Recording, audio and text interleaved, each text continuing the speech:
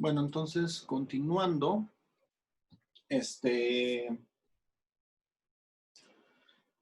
un protón es aproximadamente 1832.12 veces más grande que un electrón. Esto lo voy a representar así. Y el protón se encuentra en el centro de los átomos, en el núcleo de los átomos. Y entonces, curiosamente, el átomo más pequeño, que es el hidrógeno, y otros átomos que son mucho más grandes, si yo tengo un protón y aquí está su electrón girando, bueno, protones, o tengo un núcleo completo, un núcleo grande, no, realmente no es importante si tengo uno o muchos. Pero con un solo electrón que le falte, vamos a poner otro orbital. Entonces aquí pongo muchos protones y neutrones aquí en el núcleo.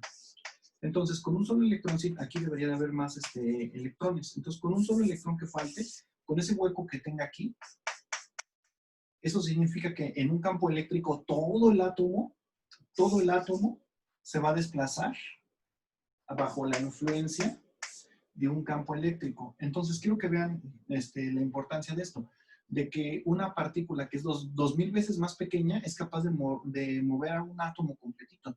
Lo mismo pasa con un fotón. Un fotón es 2000 veces más pequeño que un electrón y también es capaz de moverlo. Y entonces, esa es la correlación de energía.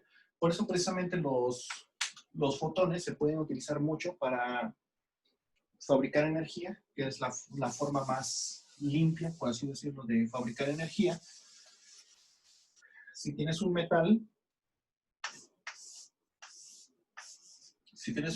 el cual tiene electrones, y a ese electrón le incide un fotón, entonces el electrón con el fotón se va a acelerar, y entonces aquí tú ya tienes electrones girando que pueden hacer un trabajo eléctrico en un circuito, como si fuera una pila. Es como puedes generar electricidad a través de fotones. La energía que te entrega un fotón la calculó alguien llamado Planck. Y dice, la energía que tiene un fotón es igual a la constante de Planck por la frecuencia. Les dije que los fotones son ondas, entonces como tales tiene una frecuencia, y la frecuencia es el número de ondas que pasan en un segundo en un espacio determinado. Entonces sería el número de valles que pasan, el número de crestas que pasan, o el número de nodos que van pasando por un sitio determinado en una unidad de tiempo. Es la frecuencia. La frecuencia se mide en hertz, y el hertz, su unidad es 1/segundo. Y bueno, entonces, vamos a ponerles el espectro electromagnético. Muy bueno para el pizarrón. Bueno, vamos a ver un poquitito del espectro electromagnético. El espectro electromagnético empieza, como su nombre lo indica, es una onda eléctrica que viaja en un plano, porque se puede decir que las ondas son planas. O sea, esto es infinitamente delgado y es una onda eléctrica y que gira, más bien va acompañada en paralelo de una onda magnética. Ese es el plano magnético. Entonces, si yo los veo así de frente, si yo los veo aquí de frente, se van a ver así. De hecho, tan es así que se puede considerar que la luz en realidad es una onda que pasa en un plano infinitamente delgado, que va haciendo esto la onda, que si yo hago pasar la luz, yo digamos tengo una fuente de luz, vamos a dibujarla.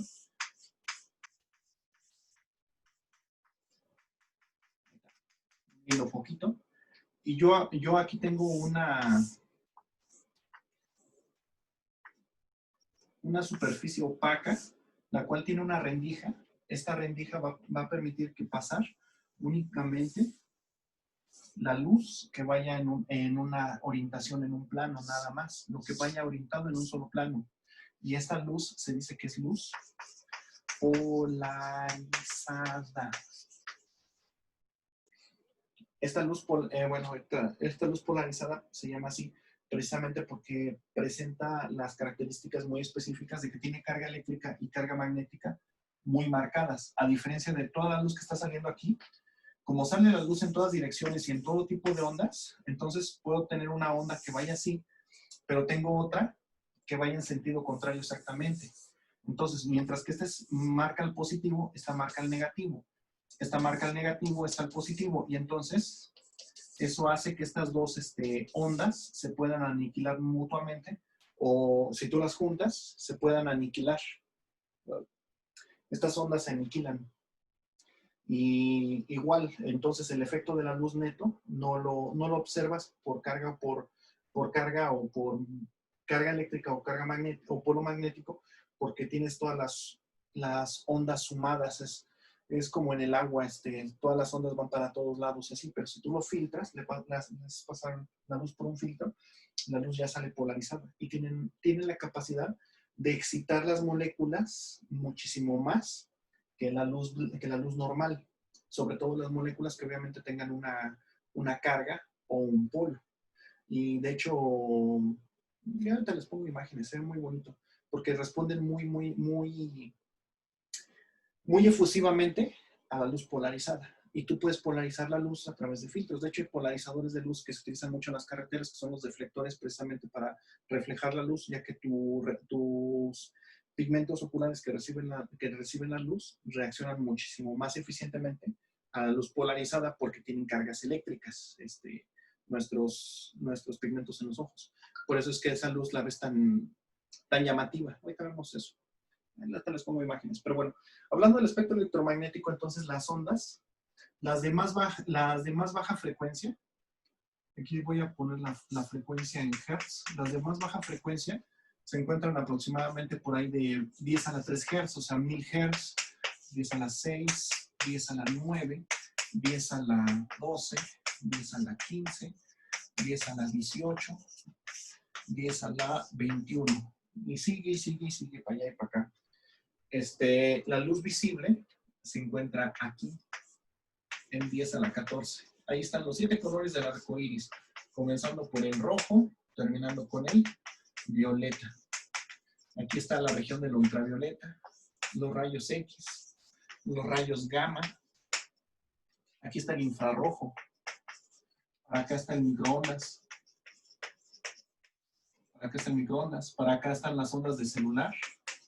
Las ondas de celular, las ondas de televisión, las ondas de radio, las ondas de radar.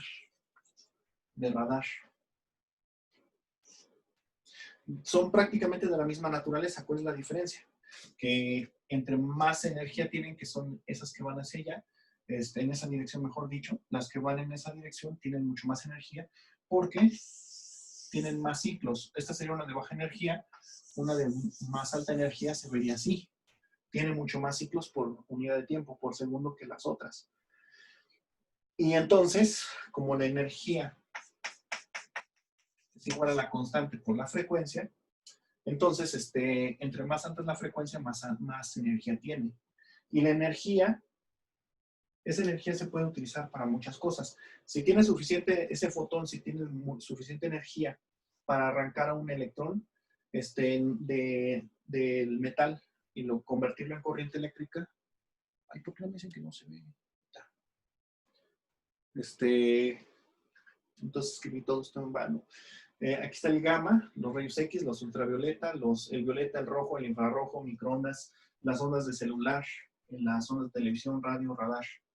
Entonces, sí, la energía que se requiere para arrancar un electrón del metal y convertirlo en electricidad tal cual, normalmente está por aquí de la luz azul en adelante. Pero eso no significa que los electrones que estén para acá no tengan efecto. Sí tienen efecto. Sobre todo, por ejemplo, lo vamos a ver en el área farmacéutica, en el infrarrojo. Ahorita vamos a ver esto. Bueno, les voy a mostrar. Esto es, por ejemplo, cómo se polariza la luz. Les digo que los polarizadores es lo que tienen, que entra la luz, la fuente de luz emite fotones en todas las orientaciones o quantums. Y entonces, al pasarlo por rendijillas, estas rendijillas permiten nada más el paso en una sola orientación, eliminan el resto y queda así. Y nosotros tenemos muchísimo más mucho más comprensión, no forma de percibir este tipo de luz que la luz normal. Por ejemplo, aquí hay unas microalgas estimuladas con luz polarizada, así como se ven. Aquí hay otras. Es un estímulo muy bonito.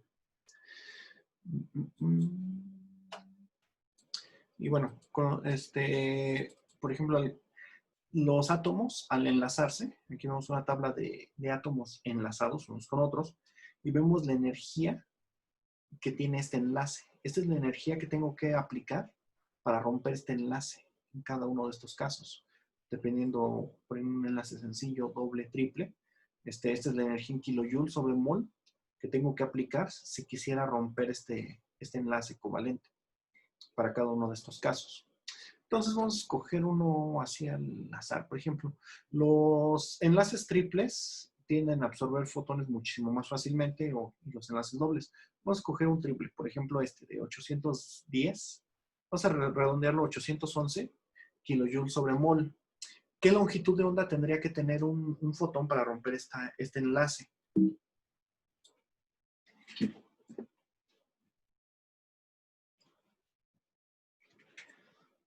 Quedamos que la energía es igual a la constante de Planck por la frecuencia. Y ahorita vamos a querer que nos dé, vamos a querer que nos dé esto, 811 kilojoules sobre mol. Aquí hay un truco para entenderle a esto. Esto está referido únicamente a una partícula. Les dije, un solo fotón. ¿Qué pasa si tengo dos fotones? Bueno, si tengo dos fotones, entonces lo multiplico por el número de fotones que esté trabajando. Si tengo 3 fotones, pues 3, 4, 5, etcétera. Pero esta energía, esta es una energía. ¿Y en qué está referida? Un mol. ¿Cuánto es un mol? Pues un mol es igual a 6.022 por 10 a la 23 moléculas. Moléculas. En este caso estamos hablando de fotones. Entonces, en este caso sería fotones. Entonces, esto es un mol de fotones. Profe, ¿se puede medir los fotones en moles? Sí, porque son partículas. Lo mismo que puedes tener un mol de átomos, puedes tener un mol de moléculas, un mol de planetas si quieres, lo que sea. La luna, creo que la luna tiene casi un mol de masa, un mol de kilogramos en masa. O sea, puedes tener un mol de lo que quieras, ¿no? Un mol de perros, un mol de chismes. Pero bueno, entonces, el número de moles es igual al número de partículas, que en este caso son fotones, entre el número de Avogadro. Entonces, si yo quiero despejar el número de partículas, que en este caso son fotones, es igual al número de moles por el número de Avogadro. Y entonces es así como lo puedo plasmar. Entonces, si yo quiero conocer la longitud de onda en la cual tengo que tener esta energía, vamos a sustituir este valor acá. Entonces, la energía es igual a la constante Planck, la frecuencia, el número de moles y el número de Avogadro. Y entonces, quedamos que esto era para un mol. Y esta es la energía. Entonces, ahora sí, si yo quiero despejar la frecuencia es igual a la energía entre la constante de Planck, entre el número de moles, entre el número de Avogadro. Y esto me obliga a que N vale un mol. Ya tenemos el número de Avogadro. Ahí está. Ese es el número de Avogadro. La constante de Planck es 6.64 por 10 a la menos 34 joules por segundo sobre fotón. Esas son sus unidades. Entonces ya nada más, déjenme buscar la calculadora. Bueno, ya encontré la calculadora. Entonces, bueno, sustituyendo la frecuencia, vamos a hacerlo más abajo. La frecuencia es igual a la energía. 811 son kilojoules. 000 joules sobre mol. Todo esto sobre H. 6.64. No, yo creo que mejor no lo pongo aquí. Lo pongo lineal. Joules sobre mol. H. 6.64 por 10 a la menos 34 joules por segundo sobre fotón. ¿Qué más? Un mol. Un mol que está dividiendo. Aquí como no tengo nada, nada más le pongo un 1 para que no se vea feo. Y el número de Avogadro que es 6.022 por 10 a la 23. ¿Qué? Fotones sobre mol. Y entonces vemos que unidades sobreviven al final. Joules con joules se anulan. Fotón con fotón. Mol con mol. Ay, caray. Joules sobre mol, mol con mol. Ay, caray. Pues sí. Mol con mol. Y ya nada más me van a subir los segundos que me van a dar los hertz. Aquí me equivoqué en una unidad. Ah, porque estamos sacando partículas. No va. Para que se anulen estos moles con ese de arriba. Y entonces ya nada más voy a tener que en 811,000. Ay. 811,000 entre la constante de Planck entre 6.022 con exponente 23. Me da una frecuencia de 2.03. Eso no se ve. Creo que no se ve. 2.03 por 10 a la 15 Hz, que es la unidad 1 sobre segundo, son los Hz. Esa es la frecuencia que debe de tener la luz para que pueda separar ese enlace. Esto es poquito más de la luz visible. Eso es ultravioleta. Aquí será menos 1 por constante 0.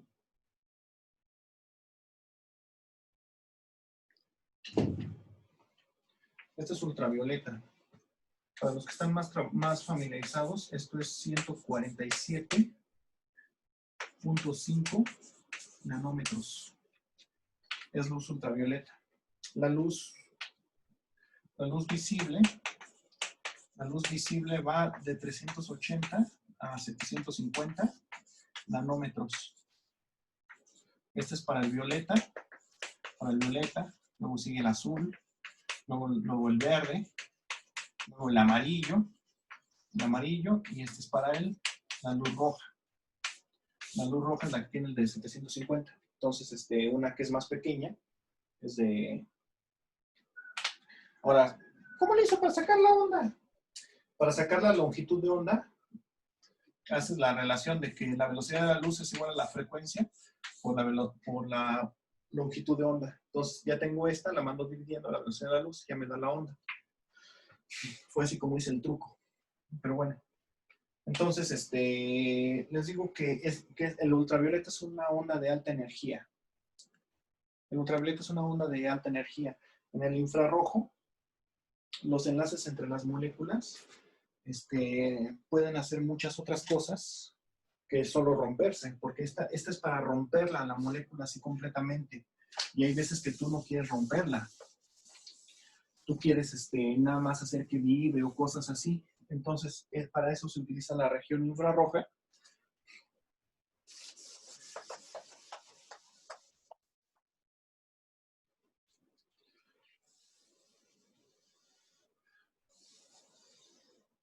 Vamos a suponer un compuesto de carbono. enlazado a otros carbonos. Ahorita no me interesa este.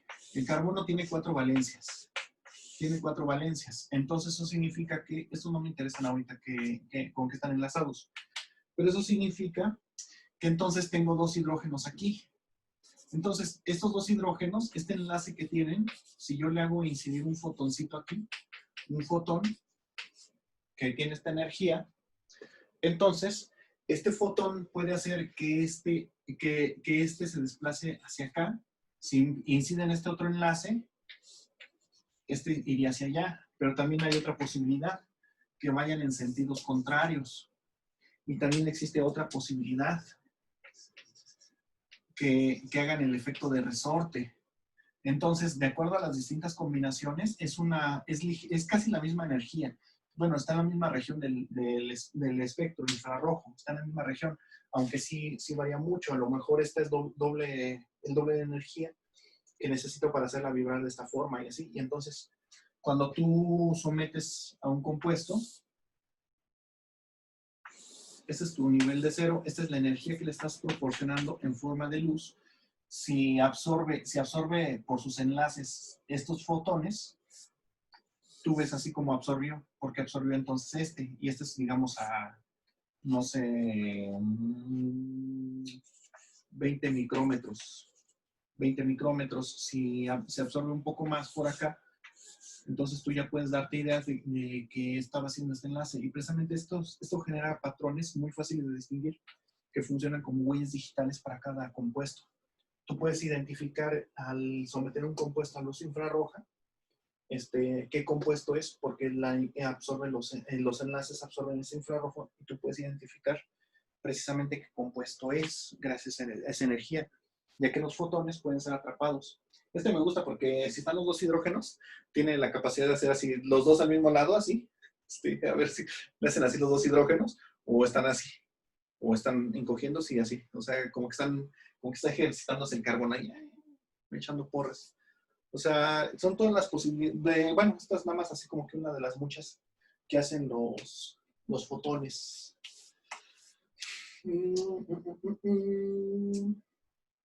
Pues ya es todo de esto. Ahorita lo que sigue es, bueno, es lo que les quería mencionar ahorita, digamos que lo urgente. Ya también no queda mucho tiempo. Bueno, hace ratito me preguntaban de cómo funciona el tren magnético. Vamos a ver si alcanzo a responder esto. Primero mencionando algunos ejemplos, algunas cosas que existen como curiosidades. Cuando estás hablando como esta materia de física, estamos acabando y estamos en la recta final, vimos que existía algo que es el desplazamiento, que es simplemente el dx, y esto es el desplazamiento. Es el desplazamiento. Que cuando estás, por ejemplo, hablando de que te estás moviendo hacia arriba o hacia abajo contra la gravedad, ese desplazamiento es la altura, o sea, se representa como h. Si estás hablando de una v, esta es la velocidad, y v es igual a dx en dt. Si es a, es la segunda derivada de x con respecto a t cuadrada, y esta es la aceleración. Bueno, pues había, bueno, curiosamente en algo que se conoce como fricción,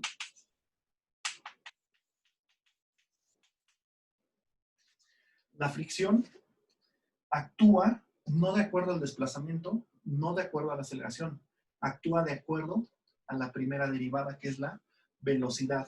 Entre más rápido va un objeto, más rápido se frena. Entonces, la oposición al movimiento viene dado por viene dirigido, todas las fuerzas de fricción van dirigidos principalmente a la velocidad. Habíamos calculado algunos coeficientes de fricción que se multiplican para la fuerza normal, para calcular la fuerza de fricción. Pero hay veces que tú no necesitas o no puedes calcular la fuerza de fricción, entonces te vas sobre la primera derivada del desplazamiento. De hecho, muchas de las fórmulas de fricción ya un poquito más elegantes utilizan nada más la velocidad.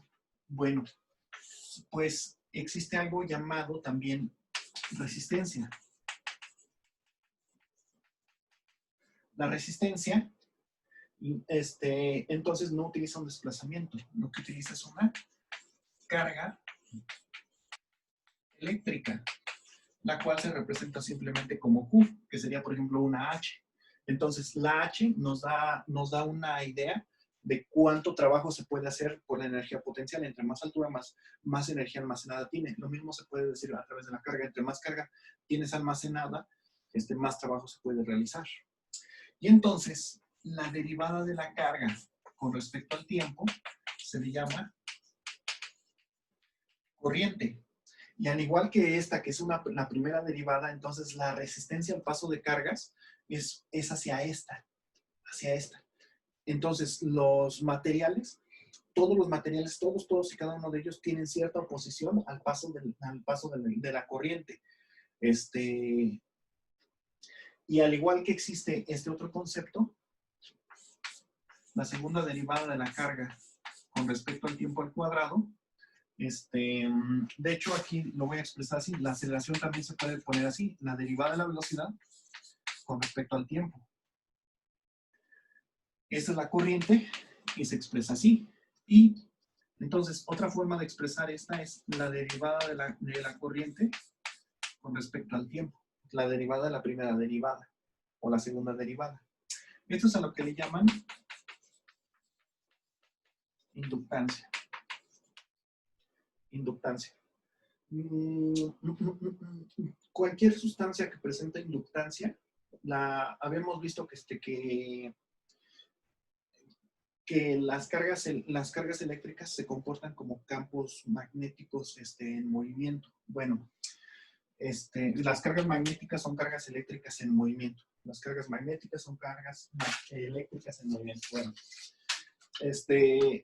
existe la repulsión magnética a través de cargas magnéticas en movimiento. Por ejemplo, muchos materiales se oponen a la variación de la corriente con respecto al tiempo, o, así cierto, por ley de Lorentz no les dije esto. Un voltaje se puede generar a través de un campo magnético que está en movimiento con respecto al tiempo. No, ese es un campo eléctrico. Ese es un campo eléctrico. Entonces, el voltaje es un campo magnético en movimiento por una distancia, por un largo helio. Entonces, si yo tengo un campo eléctrico, un campo magnético en movimiento, puedo generar un voltaje si tengo un conductor de un largo dado. Entonces, por ejemplo, tengo un conductor de largo dado, tengo un campo magnético y voy a ponerlo en movimiento y voy a generar electricidad. Y esta electricidad que se genera va enfocada, va a generar una corriente que va enfocada a detener el movimiento del imán. Es el equivalente a la fricción. Creo que no tengo que demostrar que si dejo caer esto, cae mucho más rápido a que si lo dejo caer por acá. Y no hay nada, no hay trucos. Monta la cámara. Creo que ahí me ven ustedes. Y entonces, cuando tú tienes una carga, más bien un alambre, eso es un inductor. Y si tú tienes un material como el aluminio, el cobre, y tú varías la carga con respecto al tiempo, la haces circular en distintas direcciones, va y regresa varias veces por segundo, el material se va a repeler del campo magnético haciendo eso. Genera pequeñas cargas. Yo creo que he visto de otra forma,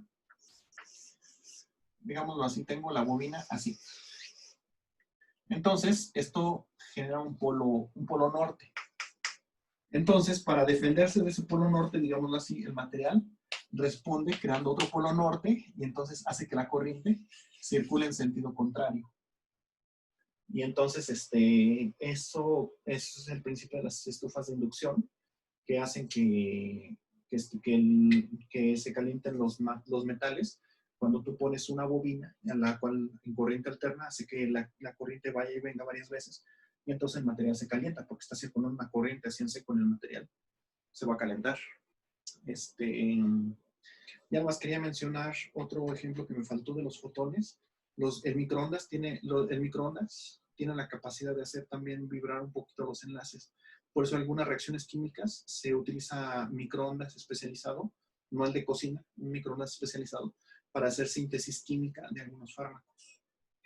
Y entonces el tren magnético levita a través, no de imanes, sino de bobinas que hacen que se repela el tren. También puedes utilizar imanes ahí para apoyar un poco y algunos tramos debes de usarlos por X o Y razón. Pero sí es como funciona la levitación magnética, principalmente.